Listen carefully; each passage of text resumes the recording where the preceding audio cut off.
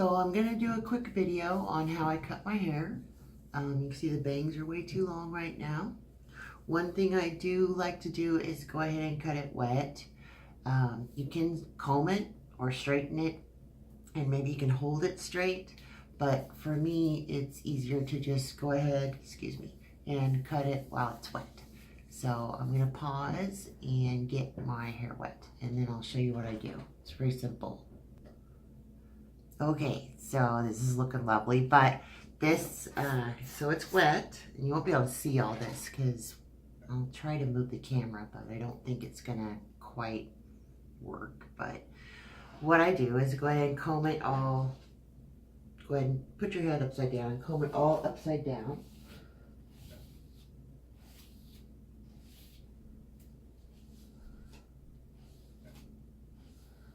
All even. So you want to be really, really bent over. So your hair is really coming up vertically, as straight up from your head as possible. You want to comb it just straight up. Once you have it all combed straight up, you want to kind of go from the sides and comb it all kind of towards the middle of your head. That. So anyway, I know you couldn't really see that, but what you end up with is your hair is just going straight up like that. And then you can kind of see you've got an angle there. You kind of center it. And one reason I like to cut it wet is it's not quite as messy this way.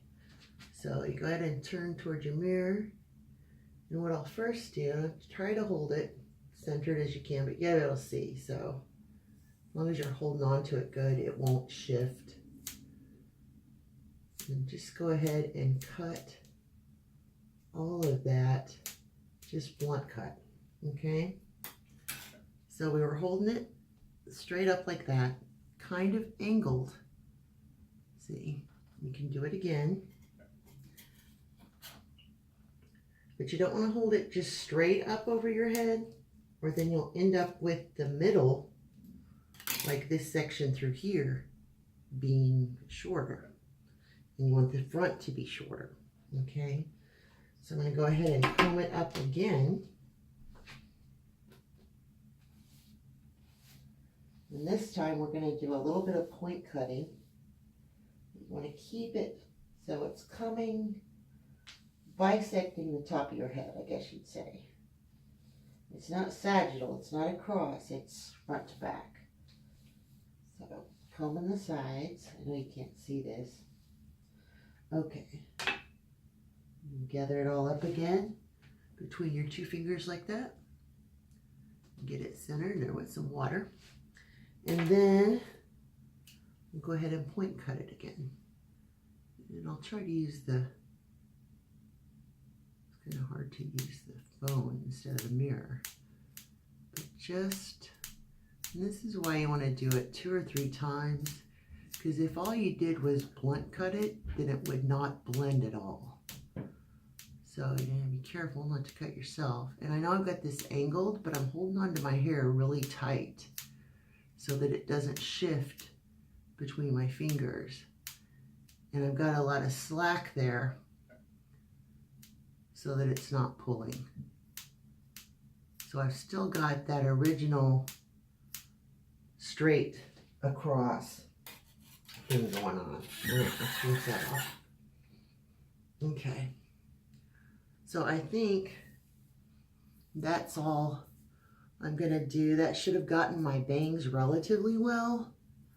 I don't think I'll cut them this time, but I'll go ahead and show you what I do when I cut my bangs. So the hardest part to me is deciding how deep you want them. And one of the best ways to do that is just go down to your temple from the center of your head, and the center of your head to your temple on each side. And then you're going to comb that. I'll show you how I do it, but I don't think I'll cut them. And You know, if you've got a real fine tooth comb, that's really even better than a brush, but, and then you want to pull them down because you want them to come downward, all right? It's just my fingers. Maybe I will just go ahead and barely trim them so you can see. And then, so you've got it relatively even. It doesn't have to be perfect because if you're like me, you're gonna be doing this every 6 to 8 weeks, okay? Just to keep your bangs from being too crazy. So mine are pretty long. And then hold them straight across. Again, you're going straight down instead of straight up, and just flip it over. And it doesn't matter if you're left-handed or right-handed. I'll go ahead and just, in this, like if I really wanted to take a lot of length off, I'd go ahead and blunt cut it, but I'm just gonna do it once. The more you do it, the shorter it's gonna get. Again, I'm not holding it directly in the middle maybe as I'm cutting it, but I'm holding on to it pretty tight so it can't shift in my fingers. Go ahead and just point cut all of that off so that you don't have a blunt looking bang. Make sure I'm getting it all.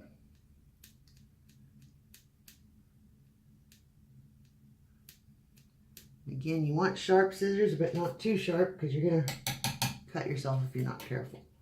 So that will do that. So by doing that, you're getting the natural curvature of your head in your haircut. If you're putting a ponytail holder there, it's going to completely change the layering pattern. And you're going to lose the natural layer look because you've lost the way your hair is going to lay when you cut it. You've changed how it's going to fall after it's cut, because when you're just holding it up, right, it's all just going straight up like that. But when you put a headband in it, see how you've changed it? So you're going to have a completely different layering pattern than if you just hold on to it. So I'll go ahead and pause, and I'll go ahead and clean this up. And sorry, terrible camera angles. I'll go ahead and clean this up and do my hair, and then you can kind of see what it does after it's done. Okay, so go ahead and comb it. I put some gel in it before I dried it with the t-shirt. So I just go ahead and comb it all back. I'll go ahead and show you kind of how I blow dry my hair. So that, and then I'm just gonna pause it because the first thing I do is get it about 50% dry, just drying it upside down. So go ahead and pause. I think. Okay, so that looks nice, right? I thought I'd go ahead. I don't usually do a whole like major blowout, but I'll go ahead and do it so you can see that's what I do sometimes, not very often, because I usually don't want to even take the time because it takes like 2 minutes longer. But go ahead and get the top of your hair out of the way, and then get about half, okay? And you can twist it, but I think I won't because my hair's still warm, so if I do that, it's going to try to make a curl there. So just bring it straight up. You're going to bring them back down in this kind of order. So I pull the top up, then the sides, and then you want to get about half, again, of the back of your hair out of the way. And a lot of you guys probably know this, you know, so just don't, you can quit watching. But anyway, this is going to be weird camera angles because the way the camera is, I don't know where to look and stuff, but okay. So I have this giant round brush. It's got, you can see it gets used all the time. It needs, the hair needs taken out of it, but I use it every day. It's one of the bigger ones. I'd say it's at least probably 1.5 inch barrel. So I've had bigger ones than this too, and the thing with the larger the diameter of your brush, the straighter your hair will look when you're done. So I'm going to go ahead and just show you how I do it. And I know you shouldn't, but I've got gel on it and I co-washed instead of shampooed. So I feel like it's relatively protected from the heat I'm about to blast it with. So I go ahead and use it on high and the hot.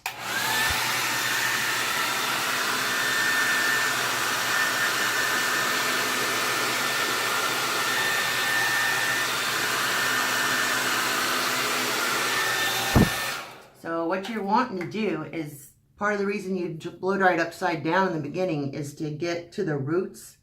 And any way you want your hair to lay, you want to blow dry it the opposite way to start with. So like I blow dried the crown of the head towards the front of the head, this part really towards the back, and everything else basically vertically, as I had my head as down as possible, right? So now when you do your brush, you want to kind of lift it away, right? So that you're again getting some of that root lift.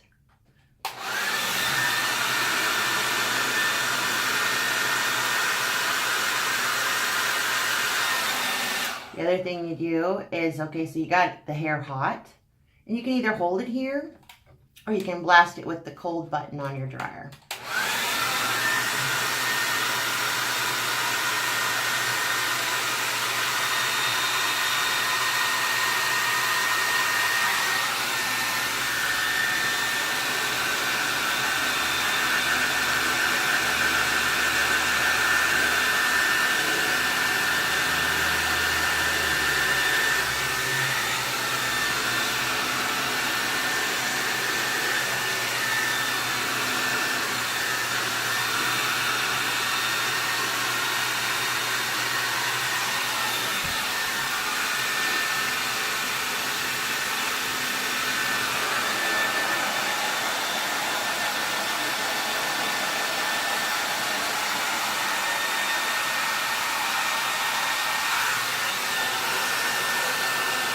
Okay, I'm going to pause it because you kind of get the idea, right?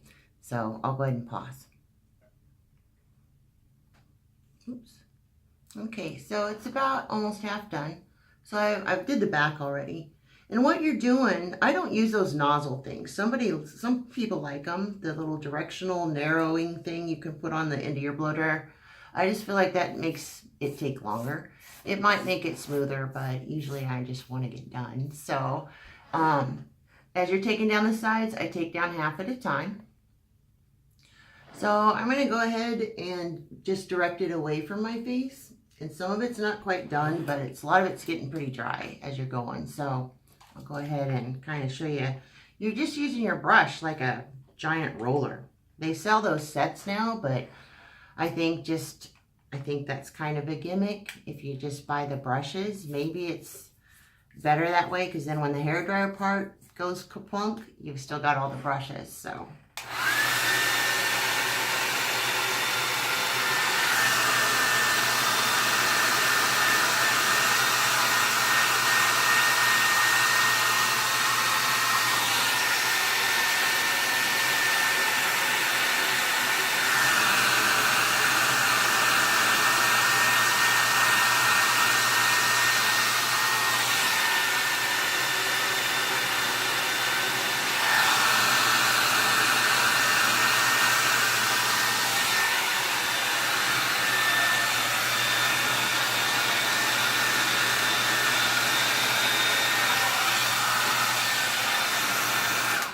okay, so the sides are starting to go back. So now, this will be the other half of that. And then I'll stop recording and just wait till I'm doing the top, I guess. Okay, so this hair, see, that's another reason I don't do this. This hair is basically dry. So all you're going to be doing now is using your hairbrush like a giant roller and just heating the hair on it a little bit, and then you're hitting it with the cold so it's setting it. Okay, so I'll do just a little of that, and then I'll pause again so this isn't so long.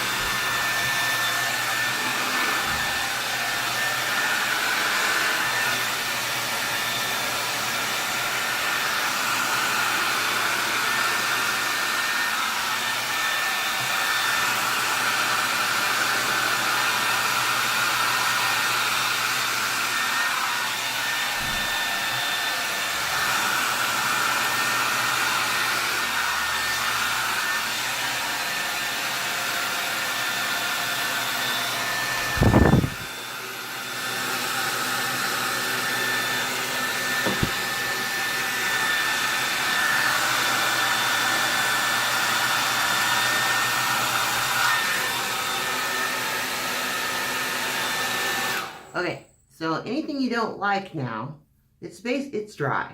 You know, this is part of why I've been curling it and scrunching it. I'll go ahead and comb it and just give it a chance here to see what it does. I think my brush is still a little damp, but always comb it upside down and then you'll get that good fall. So your hair falls in place. So see, this side isn't quite the same. So it needs worked on a little bit right here with the brush again. Let me do that real quick. This is another thing. It looks kind of weird, but this on cold, and you're kind of setting so your hair looks thicker. You're getting it to dry and kind of set, well, it's dry, but you're cooling it off from underneath. So it looks a little crazy, but it's going to go ahead and give your roots that much more of a little lift, especially with my bangs growing out. To get them to kind of want to be away from my forehead a little is good. And I went ahead and went under with all this because my hair is at a weird in-between stage right now, growing out from a blunt cut, a little undercut like page boy thing. So, all right, there's that. So if I didn't want to brush it, I could just go ahead and finger comb it now, and it'd be okay. I'm trying to turn around so you can see the back. It doesn't have, I hope you can see, I don't know. It doesn't have nearly as many layers because of how you're holding it. So the back, this is good if you're wanting, like I want to eventually donate it again. So the back is gonna be lot less layers than the sides and the front. So by the time these sides get down to where my shortest layer is about 8 inches, then I'll be able to just braid it and cut the braid off at the back and send it to Pantene again. So that's pretty much what I do. If you wanted to brush it, I'll brush it one more time. And I always brush it upside down. So you're getting that fullness back in, right? Because I do have that 80s skill for big hair. So go ahead and do that. And then see what a difference it looks like now. But you know, you can spray it if you wanted to. And it's not going to be this puffy in about 20 minutes. It'll calm down quite a bit. So anyway, that's how I cut my hair. Some of the bottom layers are finally starting to catch up. So it's still kind of an in-between phase, but it's just a very simple, easily done haircut that makes everything even. Okay, well, I hope this helped. Hope you weren't too bored if you already knew all of it. So if not, if you did, you probably quit watching a while ago. But anyway, that's what I do. And have a great day. Thank you.